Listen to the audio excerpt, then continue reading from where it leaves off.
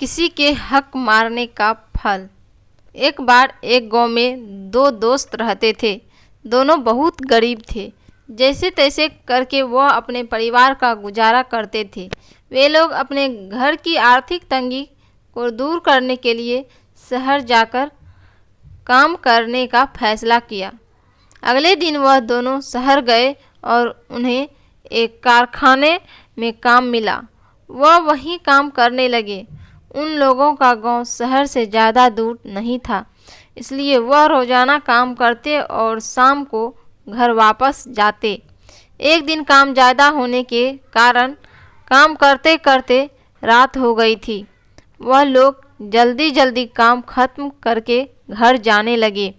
दूसरे दोस्त को घर जल्दी पहुंचने के लिए एक छोटा रास्ता पता था।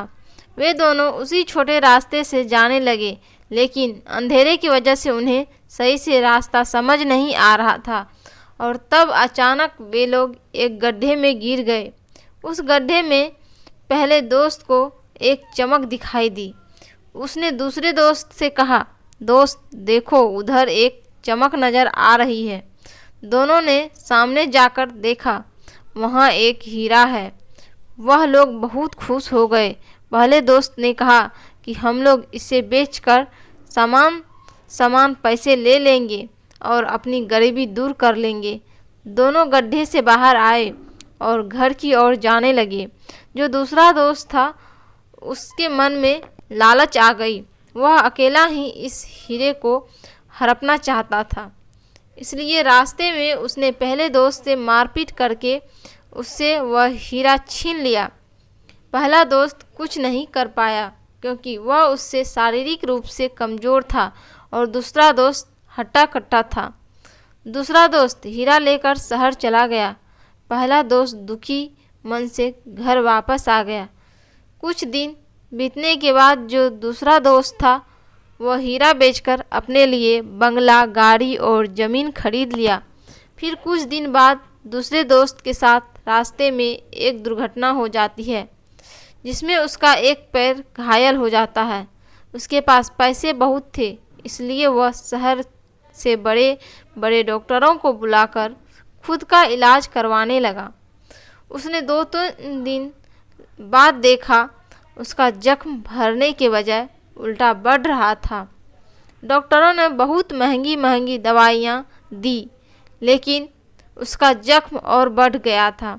डॉक्टरों ने कहा, उसका पैर काटना पड़ेगा, नहीं तो जख्म पूरे शरीर तक पहुंच जाएगा। उसके पास कोई रास्ता नहीं था, इसलिए हाँ कहनी पड़ी। उसके पैर काटने के 7 दिन बाद उसका जख्म बॉडी तक पहुंचने लगा। वहाँ मौजूद बड़े बड़े डॉक्टरों यह देखकर हैरान थे, क्योंकि उन्होंने अपने जीवन में ऐसा समस्या कभी नहीं देखा था। उस आदमी ने अपने सारे पैसे लगा दिए, लेकिन कोई असर नहीं हुआ। उसके पड़ोस के महिलाओं को उसने खिड़की के बाहर कहते हुए सुना कि न जाने कौन सा घोर पाप किया है जो ऐसी सज़ा मिल रही है इसे। वह उन महिलाओं के बातों से बेचैन हो गया। वह पूरी रात सोचता रहा कि क्या दोष किया है। उसने तभी उस हीरे वाली बात याद आई। वह रात में ही अपनी पत्नी को कहा, उसके दोस्त के पास ले चलो। वह अपने दोस्त के पास गया और पूछा, दोस्त, उस रात के बाद तुमने ऐसा क्या श्राप दे दिया जो मेरा यह हालत हो गया। उसके दोस्त ने कहा, तुम्हारा यह हालत कैसे हुआ यह तो मैं नहीं जानता, लेकिन मैंने उस रात में अपनी हालत देखकर ईश्वर से बस इतना कहा कि ईश्वर, मैंने अपनी और अपने दोस्त की परिवार की खुशी चाही, लेकिन मेरे दोस्त ने सिर्फ अपनी खुशी के बारे में सोची। उसने अपनी ताकत दिखाकर मुझसे वह हीरा छीन लिया और अब तुम अपनी ताकत दिखाकर इंसाफ कर दो। शिक्षा।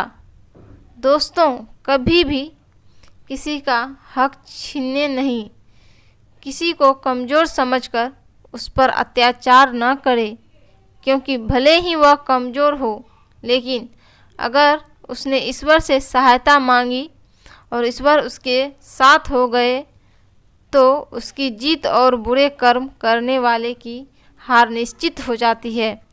जिस प्रकार महाभारत में दुर्योधन के साथ पूरी सेना, कर्ण, द्रोणाचार्य और अनेकों बलशाली योद्धा थे, और इधर अर्जुन के साथ सिर्फ उनके पांडव भाई और कृष्ण खड़े थे, फिर भी जीते अर्जुन की ही हुई थी, क्योंकि उसके साथ स्वयं भगवान खड़े थे। इसलिए दोस्तों, किसी का हक मारकर उसकी हाय न लें।